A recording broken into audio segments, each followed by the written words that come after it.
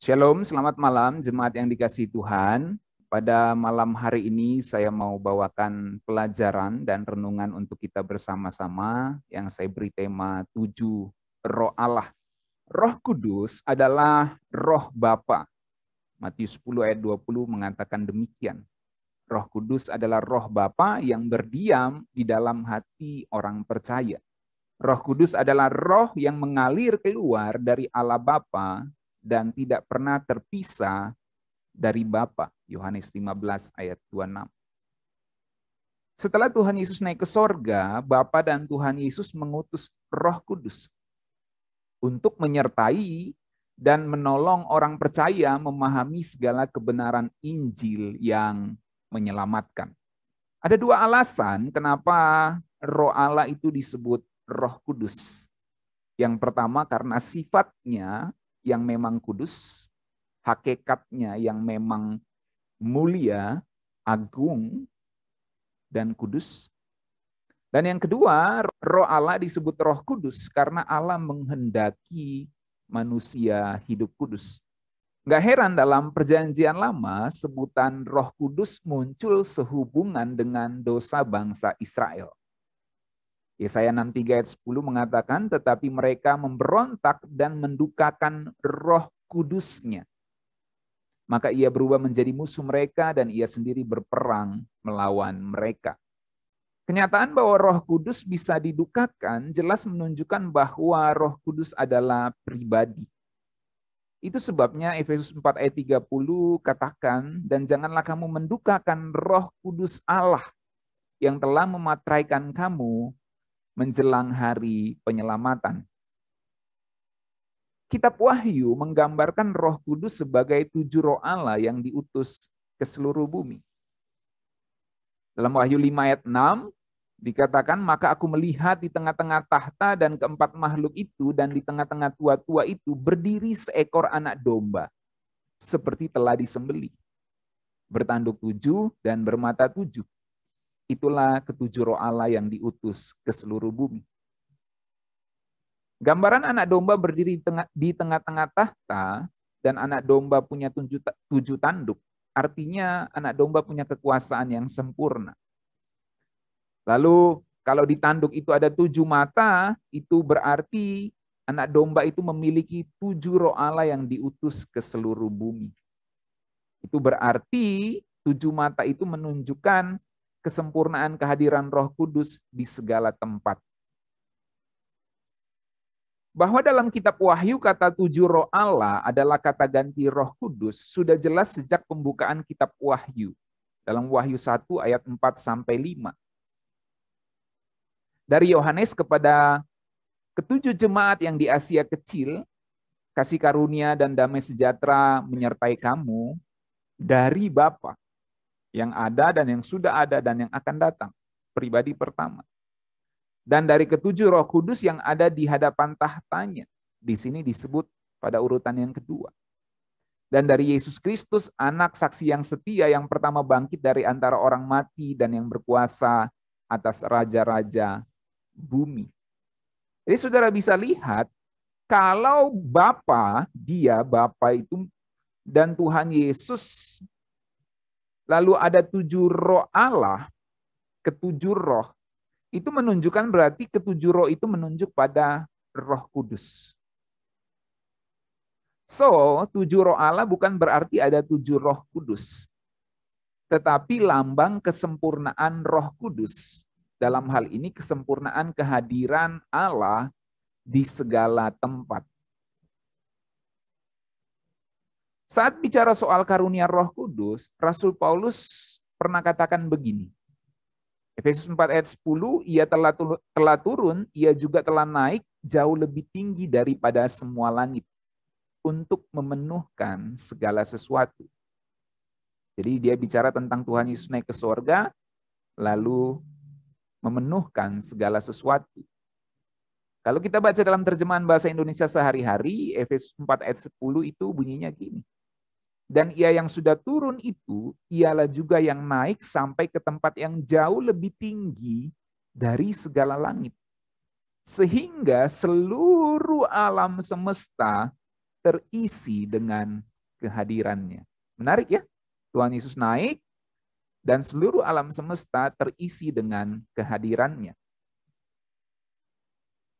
Dari sini kita mengerti jelas bahwa kehadiran Roh Kudus bukan hanya kehadiran penuh Bapa, tetapi juga kehadiran penuh Tuhan Yesus di seluruh alam semesta ini. Sebab ketika Tuhan Yesus naik ke sorga, dia memenuhkan segala sesuatu, dan itu jelas bicara konteksnya dalam karunia Roh Kudus. Maka dengan kata lain, kehadiran Roh Kudus merupakan kehadiran Bapa dan Tuhan Yesus di segala tempat. Kalau boleh ditambahkan, di segala waktu juga. Nggak heran Alkitab juga gambarkan Roh Kudus sebagai obor, pelita, dan mata Tuhan yang menjelajah seluruh bumi.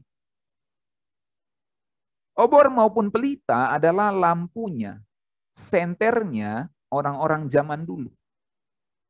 Obor atau pelita digunakan untuk melihat dan mengawasi dalam kegelapan.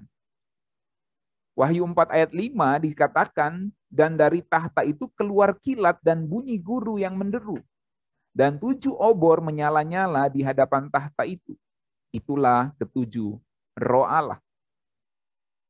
Dalam Zakaria 4 ayat 1, 2, 6, dan 10 dikatakan begini, datanglah kembali malaikat yang berbicara dengan aku itu, lalu dibangunkannyalah aku seperti seorang yang dibangunkan dari tidurnya. Maka berkatalah ia kepadaku, apa yang engkau lihat? Jawabku, aku melihat tampak sebuah kandil dari emas seluruhnya dan tempat minyaknya di bagian atasnya. Kandil itu ada 7 pelitanya dan ada 7 corot pada masing-masing pelita yang ada di bagian atasnya itu. Perhatikan 7 pelitanya di situ. Lalu dijelaskan di ayat-ayat selanjutnya seperti ini. Ayat 6. Maka berbicaralah ia, katanya, inilah firman Tuhan kepada Zerubabel, bunyinya. Bukan dengan keperkasaan dan bukan dengan kekuatan, melainkan dengan rohku, firman Tuhan semesta alam. Jadi saudara perhatikan, di ayat 2 dia bicara tentang 7 pelitanya, di ayat 6 dia katakan soal roh firman Tuhan semesta alam. Dan di ayat 10, sebab siapa yang memandang hina dari peristiwa-peristiwa yang kecil, mereka akan bersukaria melihat batu pilihan di tangan Zerubabel. Nah, lalu diterangkan 7 pelita tadi itu apa? Yang 7 ini adalah mata Tuhan yang menjelajah seluruh bumi. Menarik ya? Jadi jelas 7 roh Allah bukan berarti ada 7 roh kudus. Tetapi berarti kesempurnaan kehadiran Roh Kudus yang diutus untuk menjelajah, untuk melihat. Yang digambarkan dengan pelita, yang digambarkan dengan mata, obor. Untuk melihat dan mengawasi seluruh bumi. Dalam Amsal 15 ayat 3, dikatakan mata Tuhan ada di segala tempat mengawasi orang jahat dan orang baik. Yeremia 23 ayat 24, terjemahan bahasa Indonesia sehari-hari, tak seorang pun dapat menyembunyikan dirinya dari pandanganku, sebab aku ada di mana-mana, di sorga dan di bumi. Itu menunjukkan bahwa Allah hadir di segala tempat dengan 7 roh Allahnya, dengan roh kudusnya. Jadi, apa yang bisa kita pelajari dari kehadiran Tuhan di segala tempat ini, saudara? Dalam Mazmur 139 ayat 1 sampai 18 dikatakan begini. Untuk pemimpin biduan Mazmur Daud, Tuhan, engkau menyelidiki dan mengenal aku, engkau mengetahui kalau aku duduk atau berdiri, engkau mengerti pikiranku dari jauh. Engkau memeriksa aku kalau aku berjalan dan berbaring, segala jalanku kau maklumi. Coba saudara renungkan ayat ini. Luar biasa. Tuhan mengenal kita. Dia tahu kalau kita duduk berdiri di mana saja dan apa yang ada di pikiran kita, dia mengerti. Dia periksa kalau kita berjalan, berbaring, kita sendiri, kita di keramaian, kita di kerumunan, kita sedang lonely, mengalami kesepian, kesendirian. Dia tahu, saudara. Ayat 4, sebelum lidahku mengeluarkan perkataan, sesungguhnya semuanya telah kau ketahui. Ya Tuhan, Dari belakang dan dari depan engkau mengurung aku dan engkau menaruh tanganmu ke atasku.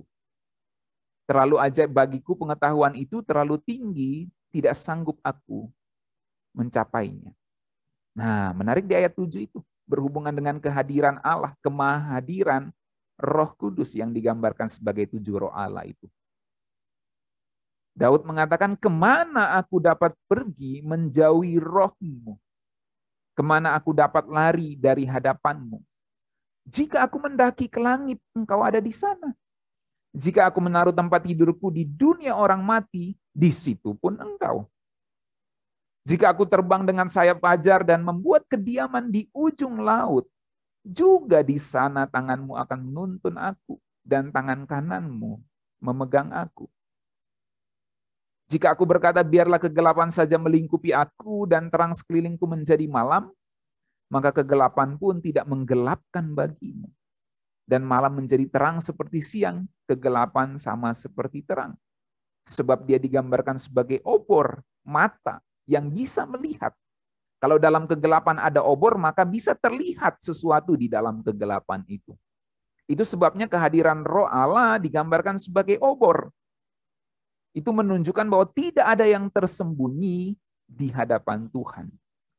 Makanya Mazmur Daud membahasakannya, kalau aku berlindung atau kegelapan melingkupi aku, kegelapan pun tidak menggelapkan bagimu.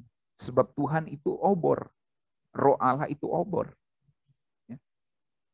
Dan malam menjadi terang seperti siang, kegelapan sama seperti terang. Ayat 13, sebab engkaulah yang membentuk buah pinggangku, menenun aku dalam kandungan ibuku. Aku bersyukur kepadamu oleh karena kejadianku dahsyat dan ajaib, apa yang kau buat dan jiwaku benar-benar menyadarinya. Saya lompat ayat 16. Matamu melihat selagi aku bakal anak. Menunjukkan bahwa benar-benar Tuhan itu maha hadir, maha tahu di segala tempat oleh 7 roh Allahnya. Oleh Roh Kudusnya, kesempurnaan kehadirannya. Dan bagiku betapa sulitnya pikiranmu ya Allah, betapa besar jumlahnya. Jika aku mau menghitungnya, itu lebih banyak daripada pasir.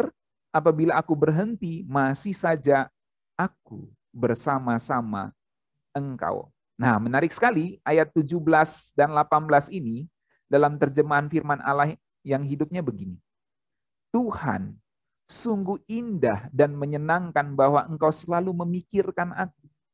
Tidak terhitung betapa seringnya pikiranmu tertuju kepadaku. Dan ketika aku bangun pada pagi hari, engkau masih juga memikirkan aku. Jadi jemaat yang dikasihi Tuhan, dimanapun kita berada, apapun kondisi yang kita alami, ketahuilah firman Tuhan katakan, Tuhan memikirkan kita. Bahkan ketika kita bangun pagi, Tuhan masih memikirkan kita. Kebanyakan kita, beberapa kita lah, atau kebanyakan kita beberapa kali mengalami kesulitan tidur di malam hari. Kenapa? Ada banyak yang dipikirkan. Tetapi saya mau kasih tahu, engkau sulit tidur di malam hari, Tuhan sedang memikirkan kamu. Dan ketika engkau tidur, kemudian bangun pada pagi hari, Tuhan pun masih memikirkan kamu. Kalau kita tidur malam ini, ya, punya beban pikiran hari ini, bisa saja besok kita melupakan beban pikiran itu atau melepaskannya. Tapi Alkitab katakan Tuhan masih memikirkan kita. Jadi Ibu Lili, Pak Indah, Resti, Pak Dolok, Ibu Feli, Ibu Jane, Ibu Evi, Ibu Au, di mana saja kita berada dalam kesendirian kita. Ibu Volan, Samuel, Pak Wongso, Ibu Wongso, yang terbaring di tempat tidurnya. Saya mau kasih tahu bahwa Tuhan memikirkan kita. Dia tidak pernah lupakan kita. Dia tidak pernah tinggalkan kita. Kalau toh dia izinkan kita melewati sakit penyakit, kalau toh dia izinkan kita melewati berbagai kesulitan hidup, lewat kesulitan tubuh jasmani, lewat kesulitan ekonomi, lewat kesulitan relasi, dan segala macam rintangan hidup ini, ya, saya mau kasih tahu bahwa Tuhan memikirkan kita. Dia izinkan semua itu untuk membentuk kehidupan kita dan mempersiapkan kita bertemu dengan Dia secara face to face nantinya. Jadi kebenaran ini menghibur kita, menguatkan kita. Apalagi seperti Ibu Wongso yang terbaring sudah beberapa tahun ini. Ibu Volan ingatkan pesan penggembalaan ini. Tuhan memikirkan Ibu Wongso. Tuhan memikirkan Ibu Lili. Tuhan memikirkan kita semua. Mungkin orang tidak pikirkan kita lagi. Orang sudah cuek. Orang udah nggak perhatiin kita. Orang sudah melupakan kita. Bahkan mungkin gembala saudara ini bisa melupakan saudara. Bisa nggak mengunjungi saudara. Bisa nggak memperhatikan saudara. Tetapi Tuhan, gembala yang baik, gembala yang agung itu selalu memperhatikan kita lebih dari siapapun di dunia ini.